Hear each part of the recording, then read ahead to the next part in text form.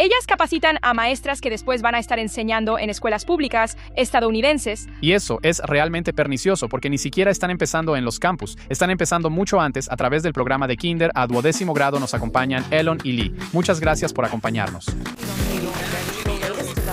Gracias por estar aquí con nosotras. Elon the Record. Hola y bienvenidos a Elon the Record.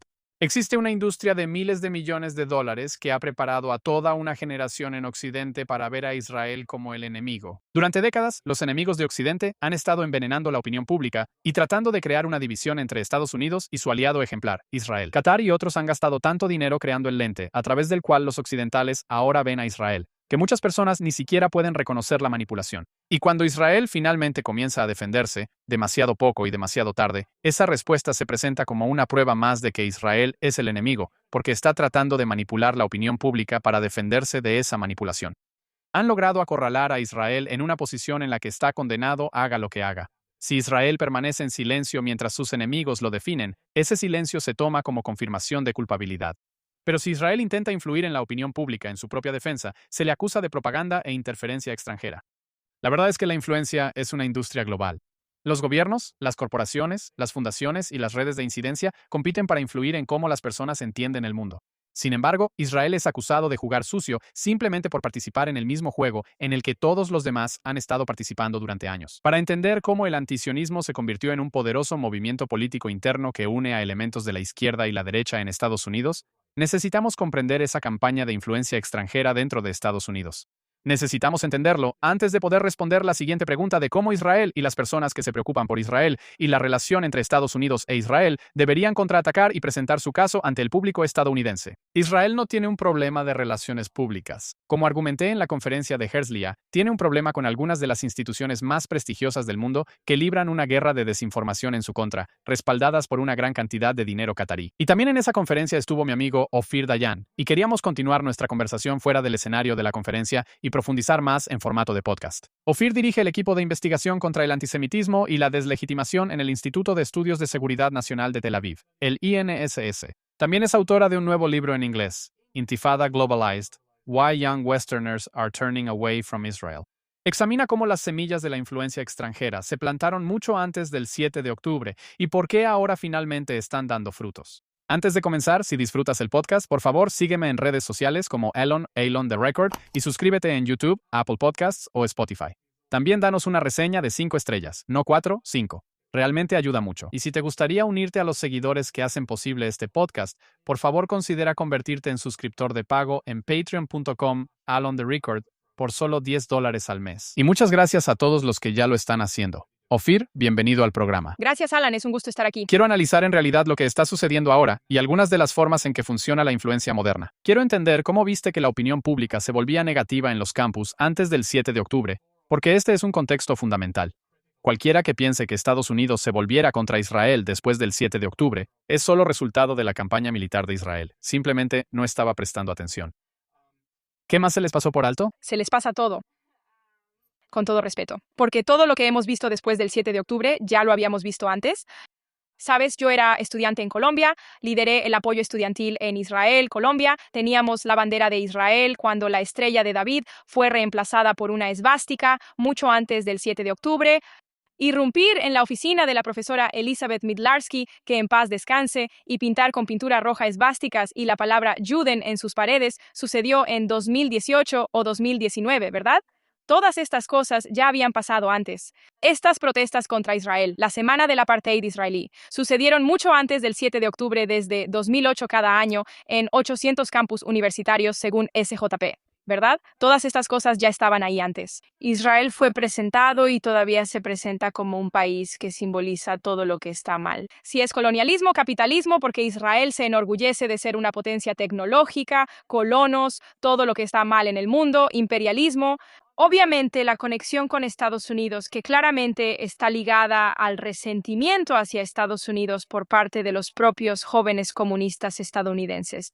Y todas estas cosas realmente se le han echado en cara a Israel, haciendo que Israel, en lugar de ser el aliado modelo, sea el modelo de todo lo que ellos ven como malo. Y así, para arreglar este mundo y para salvar al mundo de estos ismos, también necesitan desmantelar a Israel. Ese es solo el primer paso. ¿Por qué? O sea, ¿cómo les cuadra eso en la cabeza? ¿Cuál es la narrativa intelectual que se sembró mucho antes del 7 de octubre que hace que esto sea en realidad una ideología política coherente? Porque para ellos los judíos son diferentes. Primero que nada, ellos ven a Israel no como lo vemos nosotros, como sabes, el Estado del pueblo judío. Ellos lo ven como lo que llaman un Estado etnonacionalista, que es la madre de todos los pecados, ¿verdad? Los judíos son una religión. Así como el cristianismo es una religión, como el islam es una religión, y una religión no merece tener un país propio. No hay ningún país que afirme representar a todos los musulmanes o a todos los cristianos. Así es. Para ellos, este Estado judío es una anomalía que no debería existir. Y como escuchamos en las calles y en las redes sociales, puedes hacer todo lo que sea necesario para desmantelar este mal que ven en Israel, incluyendo el uso de viejos estereotipos antisemitas. Correcto, pero esto se vuelve mucho más pernicioso que eso. Quiero mostrarte un clip de un canal de YouTube del que en realidad no había oído hablar antes, llamado Uncivilized Media.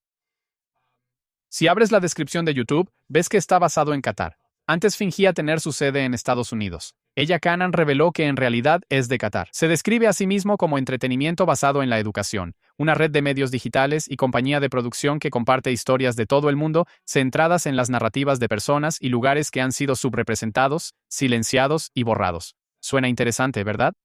Bueno, aquí tenemos un clip. Justo debajo, ¿cómo colapsará Israel? Bien, esto viene de Qatar, llamado Cómo los israelíes están colonizando el mundo. Es de hace 5 días. Ya tiene casi 500,000 de vistas. Quería verlo porque ya están difundiendo una narrativa tóxica que dice que en realidad los israelíes no solo somos colonizadores en Israel, somos colonizadores en el planeta Tierra. Vamos a verlo. Los israelíes no solo son colonos en Israel. Se están moviendo y colonizando el mundo. Partes de su Ciudad son genocidio donde vamos. empujando los límites locales con el tiempo. Amamos a Israel. Territorios sionistas en el norte de Chipre. De rutas de mochilero en el sur y sureste de Asia. Así que han surgido soldados del mochilero en el mundo. En los tranquilos pueblos de montaña europeos encontrarás israelíes. Principalmente los hemos visto tomar dos formas. Los criminales de guerra recién salidos del servicio. Luego ellos, Desintoxicarse. India. y los liberales huyen de lo que dicen que es una democracia fallida. Progetto Baita. En apariencia, no podrían parecer más diferentes, pero observa cómo se mueven por el mundo. Y puedes ver cómo el sionismo produce una relación particular con la tierra y con otras personas. Una que es explotadora y violenta y que no se limita a Palestina. Entre los dos, uno nos muestra cómo actúan los colonos y el otro cómo piensan. Ahí lo tienes. Los israelíes son colonizadores no solo en Israel, sino en todo el mundo. Donde quiera que van, son violentos y explotadores. O sea, para mí, es obvio. Es como si toda la campaña de genocidio estuviera ahí para predisponer a la gente a apoyar un verdadero genocidio de los judíos. Y toda la afirmación de que los israelíes son colonizadores está destinada a predisponer a la gente a creer que deben ser expulsados, pero al parecer no solo de Israel, sino de todo el planeta Tierra. Quiero saber tu opinión sobre el video. ¿Qué piensas? Así que creo que lo interesante de esto es que esas mismas personas afirmarían que están en contra del racismo, rechazan la lucha contra el antisemitismo. Ellos son los caballeros que luchan por la libertad, por la justicia, Y luego continúan creando estos videos que difunden antisemitismo en su forma más pura, ya sabes. Hemos visto esto antes, estas mismas narrativas exactas, y es extremadamente peligroso. Y lo que sería aún más peligroso es que esas mismas personas afirmarían estar luchando contra el imperialismo, contra el racismo, contra el antisemitismo, y la gente les creería. Quiero echar un vistazo, y esto se relaciona con la forma en que la opinión pública se volvió negativa antes del 7 de octubre a lo que ha estado haciendo Qatar. Mira, la gente olvida que hace solo unos años, yo era presentador de noticias en ese momento y reportaba sobre esto. Qatar estaba bajo bloqueo por parte de todo el mundo árabe. Lo odiaban. El presidente Trump lo señaló durante su primer mandato, acusándolo de apoyar el terrorismo islamista. Y entonces Qatar tuvo que salir adelante y decidió hacerlo lanzando una increíble ofensiva de seducción en Occidente, en la que ha gastado cientos de millones para influir en la opinión pública. Miles de millones. No creo que haya un mejor símbolo de la manera en que han influido en el mundo de los think tanks que el hecho de que la embajada de Qatar en Washington esté ubicada en el propio edificio Carnegie, lo cual te dice lo completo que ha sido el dominio. Básicamente han contratado a todas las firmas de relaciones públicas en Washington y Nueva York para que trabajen para ellos. También despachos de abogados. Y despachos de abogados. Parte de esto es legal porque existen registros FARA, la ley de registro de agentes extranjeros. Pero luego, y algunas personas, ya sabes, Ethan Fishpoger, que estuvo en un episodio anterior, ha hecho un excelente trabajo en Twitter exponiendo esto. El rastro documental simplemente se pierde en algún punto, donde declaran un registro ante la FARA, presentan un registro ante la FARA. Y luego no está claro a dónde va el dinero al final porque hay una descripción muy vaga de a dónde han ido los cientos de millones de dólares en las docenas de firmas de cabildeo y relaciones públicas y las cientos de reuniones que han organizado. Esto llega a influir en el Congreso, influir en los influencers, usar a los influencers. Sabemos, por ejemplo, que un registro de la FARA muestra que un agente catarí ayudó a organizar una entrevista entre Tucker Carlson, como le llamamos, y el primer ministro de Qatar. Sabemos que están involucrándose directamente. Sabemos que los cataríes han contratado estrategas para tratar de influir en la administración misma. Qatar ha estado manipulando la política estadounidense. Lo han hecho a través de grupos fachada. Había, ya sabes, consultores estadounidenses trabajando para Qatar que crearon algo llamado Yemen Crisis Watch, que parecía ser una iniciativa humanitaria independiente y en realidad estaba conectada con los objetivos de Qatar de expandir su propia influencia. Y por supuesto, eso es antes de llegar a los 6.3 mil millones de dólares al menos que Qatar ha dado a universidades estadounidenses en los últimos 30 años. Es la mayor fuente de financiamiento de un gobierno extranjero para la educación superior estadounidense en ese periodo. Así que tu libro, publicado originalmente en hebreo como Intifada on the Hudson, dices que esto no comenzó el 7 de octubre. Las semillas intelectuales se sembraron mucho antes. Dime qué notaste antes del 7 de octubre en el campus sobre cómo este dinero extranjero había empezado a influir en el clima intelectual en Estados Unidos de una manera que preparó a la gente para la campaña de desinformación del 7 de octubre. 7. Creo que cuando hablamos de Qatar es muy importante entender que no se trata solo del dinero. Decimos que invierten muchísimo dinero en instituciones académicas estadounidenses y occidentales en general, pero esa ni siquiera es la parte más grave. La tarea realmente difícil de enfrentar es su estrategia. Tienen una estrategia muy interesante de distribuir sus inversiones en muchas universidades, muchos campus, muchas instituciones y muchas iniciativas.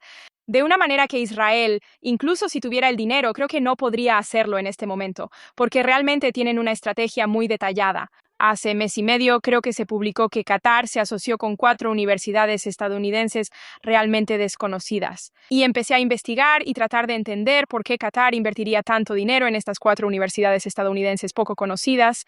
Y entonces me di cuenta de que todas estas universidades estadounidenses son universidades históricamente negras. Identifican a la comunidad negra como una comunidad que es muy importante en el clima político actual de Estados Unidos, y empezaron a invertir en universidades históricamente negras. De hecho, han sido bastante amigables, o sea, las protestas masivas en los campus han sido, perdón si soy vulgar, en los campus con mucha gente blanca con armas en las manos, ¿verdad? Correcto. Y entendieron que ese era su papel. Vinieron a estudiar, no a pelear estas guerras culturales. Exactamente. Y Qatar lo entendió. Así que dijo, ¿qué puedo hacer ahora? Invertir en esas universidades históricamente negras para promover los intereses cataríes en esas universidades. Pero eso no es lo único. Qatar lo hace obviamente a través de la Fundación Qatar, que es su organización benéfica que difunde propaganda catarí por todo el mundo, específicamente en instituciones académicas. Ellos empezaron la ciudad de la educación en Doha e invitaron a 6 universidades estadounidenses de alto nivel, NYU, Texas A&M, que ya se fue, Carnegie Mellon y otras, para que abrieran sus campus en Doha. Y curiosamente, aunque no sorprende, todos estos campus, todas estas universidades que abrieron sus campus en Doha, tuvieron que firmar un acuerdo con el gobierno catarí. Y en este acuerdo se comprometieron a no insultar los valores, la religión, la cultura de Qatar y a respetar no solo la ley catarí, sino también las costumbres cataríes.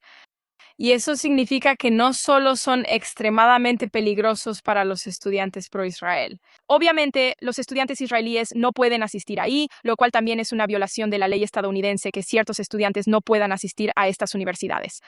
Pero también estaban, ya sabes, interrumpiendo, y eso es decirlo suavemente, otras actividades que no se alinean con los intereses de Qatar. Entonces, por ejemplo, una banda libanesa que ofendió al gobierno de Qatar por tener a un vocalista principal que es gay, se le prohibió presentarse en este campus. Otro ejemplo, y que está más relacionado con Israel, es que mientras que todas las universidades estadounidenses en Estados Unidos están obligadas a recibir una capacitación contra el antisemitismo al ingresar al campus durante su semana de orientación, el campus de Doha de las universidades CERN estuvo exento de esta capacitación. Vimos que después del 7 de octubre, mientras ciertos campus escribieron mensajes denunciando el 7 de octubre milagrosamente, estos correos electrónicos nunca llegaron a los campus de Qatar. Y así hemos visto a Qatar usar el sector educativo en Doha para, por un lado, aprovechar lo que las instituciones académicas de Estados Unidos tienen para ofrecerles, pero por otro lado realmente promueven valores que no son liberales, no son democráticos y a veces incluso antisemitas,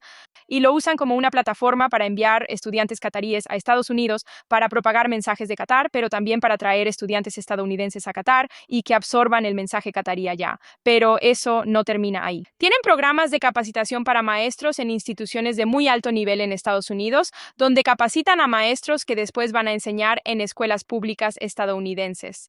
Y se les anima a enviar los materiales a personas de la Fundación Qatar. Y obviamente no escribirías un material que sea anti-Qatar y luego lo enviarías a la Fundación Qatar. Y hacen todas estas cosas. Y obviamente, como dijiste, comprando cátedras, estableciendo institutos de investigación como el Instituto de Palestina en Colombia dentro de esas universidades. Y trabajan de todas estas maneras y diversifican sus inversiones de una forma que hace muy difícil para Israel y para Estados Unidos, primero, rastrearlas todas, pero segundo, combatirlas. Y eso es realmente pernicioso porque ni siquiera están empezando en los campus. Están empezando mucho antes, desde kinder hasta 12º grado, moldeando muchísimo. Hay un informe muy interesante de East Gap sobre la educación de kinder a 12º grado y realmente recomiendo leerlo. Es muy revelador e inquietante. Y está enmarcando toda la narrativa de, ya sabes, la forma en que los estadounidenses proyectan su propia historia racial sobre Israel y cuentan una historia sobre Israel que en realidad es una historia sobre Estados Unidos. Esto no sucede por accidente. Es una muleta mental, pero es una muleta mental que la gente ha pasado años cultivando. Una de esas narrativas que Qatar está tratando de difundir sobre Israel es que Israel es un colonizador. Mira, todos estamos familiarizados con el argumento que la máquina de desinformación anti-israelí ha estado difundiendo sobre Israel. Israel es una colonia occidental. Los judíos no tienen raíces en la tierra de Israel, en la medida en que las tengan. Bueno, no hay conexión entre los judíos de la historia antigua y los judíos de hoy. Ellos vinieron y tomaron esta tierra prístina de estos inocentes campesinos árabes que andaban por ahí con sus cabras y sus camellos. E Israel es un estado colonial. Y por supuesto, los palestinos. Y nosotros, los árabes, les dimos una buena vida en los países árabes y ellos nos traicionaron. Tienen una buena vida y recibieron a los refugiados del Holocausto con los brazos abiertos. Sí. Entendemos todo eso. Puras mentiras. Y por cierto, que los palestinos son víctimas de su propio éxito al contar esta historia, porque cuando cuentan la historia de que Israel es un invento colonial, dicen, bueno, hay dos formas en que los inventos coloniales han terminado en la historia. O usas suficiente terrorismo y violencia y los expulsas, como funcionó contra los franceses en Argelia, o termina en un verdadero genocidio, que es, ya sabes, lo que les pasó a las poblaciones indígenas en Australia y América, ¿verdad? Así que ellos son las víctimas. De su propia estrategia, estaban tratando de jugar en ambos frentes. Están tratando de usar el terrorismo y luego alegar genocidio. Hubo un informe que causó mucho revuelo recientemente en la revista Time. El ex jefe de campaña de Trump está llevando a cabo una operación de influencia israelí dirigida a la base MAGA, diciendo que Israel había contratado al ex gurú digital de Trump, Brad Parscale, para influir en los conservadores MAGA y en los jóvenes. Esto provocó acusaciones de J.D. Vance de que Israel estaba tratando de ejercer influencia para intentar oponerse al acuerdo con Irán. Creo que Irán logró oponerse al acuerdo con Irán y hacerlo estallar por sí mismo. Y Parscale niega que haya estado usando esas influencias para difundir mensajes a favor de Israel. Eso habría requerido una regulación FARA diferente. Pero el hecho es que esta es una industria que existe, pagando cabilderos, usando influencias. Carter lo estaba haciendo. Y de hecho, cuando a J.D. Vance le preguntaron sobre esto en una entrevista, él dijo, oye, mira, todos están jugando este juego. Lo que me molesta no es que estén tratando de poner... Ganar corazones y mentes no es solo repartir dulces. Correcto. Él dice, mira, no me molesta que estén tratando de influir en la opinión pública. Eso es lo que todos hacen. Mi problema es cuando los políticos estadounidenses son susceptibles a eso. Bien, pero Qatar lo está haciendo. Rusia lo está haciendo. Otros países lo están haciendo. Así que me pregunto, ya sabes, publicaste un informe recientemente con el INSS sobre ver las relaciones públicas, entre comillas, como un asunto de seguridad nacional. Y claro, podemos poner gente en la televisión y ser más contundentes con el mensaje y todo eso, pero si miramos más a fondo, ¿qué tipo de campañas de influencia debería estar llevando a cabo Israel? ¿De qué se trata? ¿Qué crees que es legítimo hacer para influir en la opinión pública de un Estado aliado? Primero que nada, diré que el principal problema de Israel es que empezó demasiado tarde. Qatar, Rusia, China, Irán, todos los países que están haciendo estas campañas de influencia empezaron mucho antes que Israel, así que ellos ya aprendieron la lección. Y cuando Israel empieza a hacerlo ahora, lo hace de manera inmadura, no lo hace de forma profesional. Y el objetivo de estas campañas de influencia es que nunca las descubran. Y en el último año hemos visto al menos 2 o 3 veces en que estas campañas de influencia han sido expuestas. Así que ese es el primer problema, que necesitamos hacerlo de manera más seria. Y la segunda cosa es, obviamente, ¿Quiere decir que está bien operar en las sombras siempre y cuando permanezca en las sombras y no lo atrapen? primero que nada, no sé si está bien, pero todos lo están haciendo. Israel no puede ser el único que no lo haga. Me temo que hemos llegado a una masa crítica cuando ves a la generación joven, definitivamente dentro del Partido Demócrata, y las tendencias dentro del Partido Republicano. Una masa crítica donde sí puedes seguir hablando en la televisión y compartiendo TikToks y defendiendo tu postura, pero la política estadounidense se va a volver irrevocablemente en contra de Israel. Y la pregunta es qué tan mal Estados Unidos se volverá contra Israel como resultado de esta campaña. Pero mira, nos enfrentamos a fuerzas enormes. No es solo el dinero de Qatar. No son solo décadas de propaganda soviética. Son siglos de una predisposición a ver a los judíos como la fuente de todo el mal en el mundo. Y si crees que puedes entender este momento actual sin comprender milenios de la tradición intelectual histórica occidental, entonces simplemente no sabes de lo que hablas, pretendiendo que estas dos cosas están completamente desconectadas. Y, ¿sabes? Parte de mí se pregunta si la salvación llegará porque eventualmente las viudas de cabello morado tendrán hijos y sus hijos se rebelarán contra ellas y serán la generación más pro-sionista de la historia. También me pregunto si algunos de los podcasters y los influencers que hablan mal de Israel lo hacen por la emoción de lo prohibido, porque piensan que hablar en contra de Israel es un tabú. Y eventualmente van a descubrir que ser anti-Israel es tan normal y tan común que cualquiera que quiera sentir la emoción de hacer algo que se considera tabú en realidad se pondrá del lado de Israel. Tal vez eso pase pronto. Vas a tener a los podcasters que quieren sorprender a la gente diciendo de repente cosas buenas sobre Israel, porque de todos modos todos creen todas las cosas malas sobre Israel. Pero me pregunto si eso ya está pasando. Pero sí, puede que ya esté pasando. Creo que es algo que podemos empujar en la dirección correcta. Tengo algunas ideas. No. Vi recientemente un video de Turning Point, Estados Unidos. Uno de los participantes decía, ya sabes, y él es súper conservador, he sido anti-Israel toda mi vida. Estoy en contra de las intervenciones, estoy en contra de dar dinero. Pero ahora cambié de opinión y todos están tan sorprendidos de que él, ya sabes, se considere sionista y están tan sorprendidos que me pareció extremadamente gracioso. Así es como lo hacemos. ¿Quieres ser contracultural? Lo siento.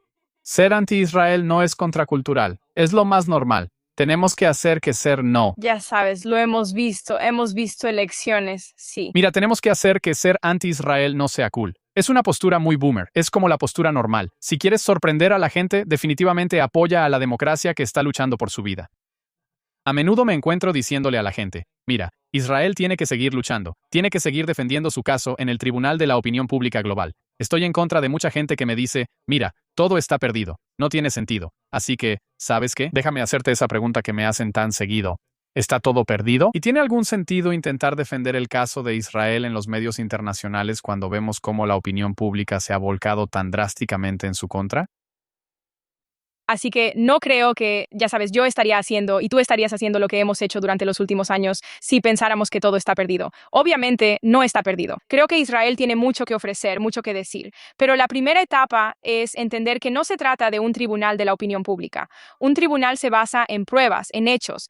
Este no es el campo de batalla en el que estamos luchando. El campo de batalla es... Un tribunal farsa de la opinión pública. Definitivamente. Así que estamos luchando contra emociones, estamos luchando contra narrativas, no estamos luchando contra hechos. Y creo que Israel fue reacio a entender eso. Fue reacio a presentar al mundo una narrativa convincente, una narrativa que pueda influir en las emociones de las personas y no solo en sus mentes. Y creo que esa sería la primera etapa. Y la segunda etapa, y creo que es muy importante, y que, ya sabes, está dirigida hacia el interior de Israel, necesitamos realmente ver este tema como un asunto de seguridad nacional, y esto es algo que no hemos hecho hasta ahora. Así que si Israel estuvo bajo un embargo de armas de prácticamente todos los países del mundo, excepto Estados Unidos, durante los últimos 2 años y medio, 3 años, eso es un asunto de seguridad nacional que interrumpe gravemente su capacidad para defender a sus propios ciudadanos. Y creo que definir este tema como un asunto de seguridad nacional no es simplemente decirlo. Necesitamos invertir los recursos adecuados para lograrlo. Tenemos que contratar a las personas más talentosas, brillantes y convincentes para presentar el caso de Israel. Pero en el mundo en el que vivimos ahora, Israel quiere decir que es un asunto de seguridad nacional, pero no actuar como si lo fuera. Y Bueno, tú lo sabes mejor. Quiero decir, estoy 100% de acuerdo. Me enojé mucho durante la guerra cuando escuché a Netanyahu decir en ese momento que el presidente Trump estaba amenazando con un embargo de armas alrededor de la gran incursión en Rafah, que nuestros muchachos pelearán con las uñas si es necesario. Y me enojé mucho porque no hay razón para que tengan que pelear con las uñas como resultado de haber perdido catastróficamente la opinión pública estadounidense. Pero sí plantea preguntas sobre lo que Israel debería estar haciendo. Porque mira, con todo respeto, poner algunas voces elocuentes en CNN y MSNBC no va a cambiar la opinión pública de manera dramática. Y eso es porque sabemos que la influencia no se construye a partir de entrevistas en los medios. Hay una operación mucho más profunda. 100% Israel debería estar pensando estratégicamente. Obviamente todos lo están haciendo. Y está bien tratar de influir en lo que la gente piensa, especialmente cuando se trata de un país que influye en la seguridad nacional de Israel de una manera tan profunda. Pero deberíamos hacerlo mediante alianzas y no a través de relaciones de confrontación. Entonces, por ejemplo, traer a Israel delegaciones de judíos y cristianos evangélicos para crear vínculos con la comunidad evangélica, lo cual algunos de los oyentes de tu podcast quizá no sepan, pero ya sabes, los jóvenes evangélicos también están empezando a volverse en contra de Israel. Así que fortalecer los lazos entre la juventud sionista en Estados Unidos y la juventud evangélica, establecer estos vínculos. Uno de los principales grupos demográficos que Israel ha descuidado, y creo que es un error terrible de nuestra parte, son los latinos. La comunidad latina en Estados Unidos sería aproximadamente el 25% del electorado para el año 2050. Deberíamos estar trabajando con esta comunidad, no necesariamente en las sombras, sino abiertamente tratando de involucrarnos con ellos. Y creo que la clave no es solo, y esto es algo en lo que Israel es muy bueno, pedirles que estén con nosotros. Nosotros necesitamos estar con ellos cuando nos necesiten. Y creo que esa sería la operación de influencia definitiva. No solo estaría orientado a la influencia, sino que también construiría una relación con esas comunidades que haría más difícil que después fueran influenciadas por sentimientos anti-israelíes. Está bien, espera. Espera. ¿Qué significa que Israel apoye a estas comunidades de una manera que no interfiera en la política interna estadounidense? Quieres apoyar a estas comunidades, pero no quieres involucrarte en las guerras culturales de Estados Unidos. O sea, eso sería lo peor para nosotros, 100%. Elegir ganadores dentro de Estados Unidos y meterse en sus guerras culturales. ¿Quieres mantenerte al margen de eso? 100%. Pero antes que nada, hay cosas que Israel puede hacer que no implican interferir en las guerras raciales y étnicas dentro de Estados Unidos.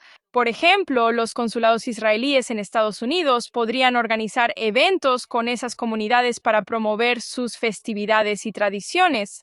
Eso es algo que Israel puede hacer abiertamente. Pero por otro lado está la comunidad judía, que en general es muy pro-Israel y apoya mucho a Israel. Y, por ejemplo, en algunos lugares, especialmente en Los Ángeles, se unieron con los exiliados iraníes y protestaron juntos contra el régimen del Ayatolá en Irán. Podemos hacer lo mismo en la sociedad civil, en lo que se llama la Vía 2 y la Vía 3, o incluso la Vía 1,5, con institutos de investigación, con esas comunidades en Estados Unidos, de una manera que no, ya sabes, viole la FARA y que no intervenga en sus asuntos internos. Simplemente empleando a personas que son pro-Israel y que quieren hacer algo bueno por Israel y con ellas trabajar con esas comunidades. ¿Cómo respondemos a esa narrativa? ¿Qué historia les contarías a los jóvenes estadounidenses? Primero que nada, me gustaría que tuviéramos una historia, una sola historia que todos podamos respaldar, y actualmente no la tenemos. El gobierno tiene su propia historia, así que no estamos cerca de eso. Pero de verdad creo que una de las historias que definen al pueblo judío es una historia que es tanto liberal como progresista, y es una buena historia para contar. Y creo que nuestra historia debería ser la verdadera historia del pueblo de Israel. Un pueblo, ya sabes, una población indígena que fue expulsada de su tierra natal por potencias coloniales occidentales, y que durante 2000 años sufrió humillación que en su punto más extremo llegó al genocidio, y luego logró liberarse y regresar a su tierra natal. Y esa es una historia liberal. Es una historia progresista, pero es una historia que no contamos. Y seguimos evadiendo y sacando diferentes historias que obviamente no funcionan. Pero también necesitamos entender una cosa importante, que la guerra contra Israel y Estados Unidos no es solo contra Israel, es contra Estados Unidos mismo. Y creo que eso no depende de nosotras, pero ellas tendrían que entenderlo. Que esas personas que se definen como comunistas y socialistas que odian a Israel también odian a Estados Unidos. Recuerdo la primera vez que estuve en el campus de Columbia y vi a una estudiante usando un pin que decía "que se joda América". Y yo pensé, ok, estás aquí con una beca completa en una de las mejores instituciones del mundo y andas por ahí usando ese pin. Y luego lo entendí, no se trata solo de Israel.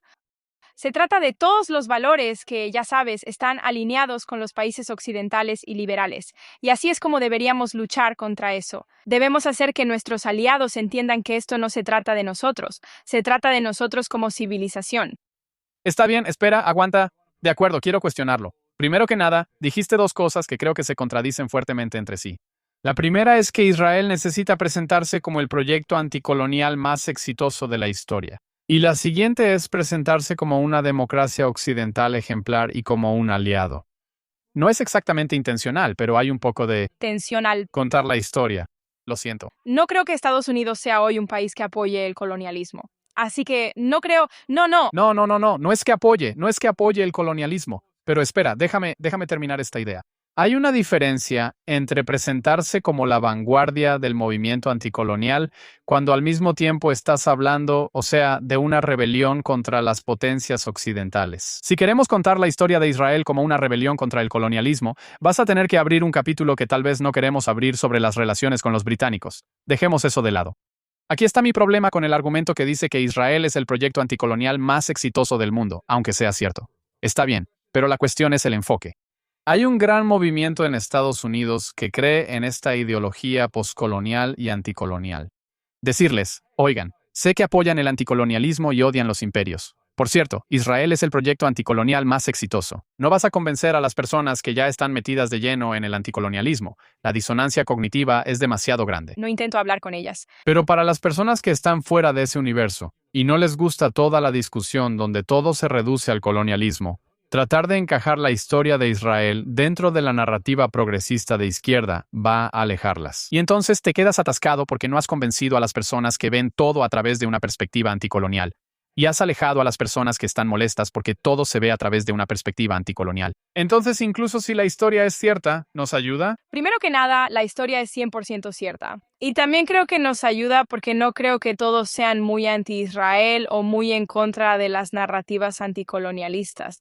Creo que la mayoría de las personas están en un punto intermedio. Apoyan las narrativas anticolonialistas, pero no están ya metidos de lleno en una postura extremadamente anti-israelí. Eso es lo primero. Y creo que, en segundo lugar, no creo que debamos presentarnos como la líder del movimiento anticolonialista. Esta no es nuestra bandera, ¿verdad? Solo necesitamos contar nuestra verdadera historia para responder mejor la pregunta que se está haciendo hoy en los campus universitarios, en las calles y en las organizaciones de la sociedad civil. Y es si Israel tiene derecho a existir como un Estado judío.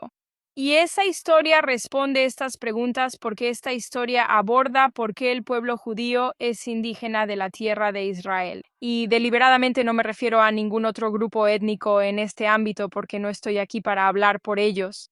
Pero estoy hablando de mi pueblo, que es indígena de este lugar. Y por eso tenemos el derecho de vivir aquí, de ser soberanos y de tener un Estado soberano aquí.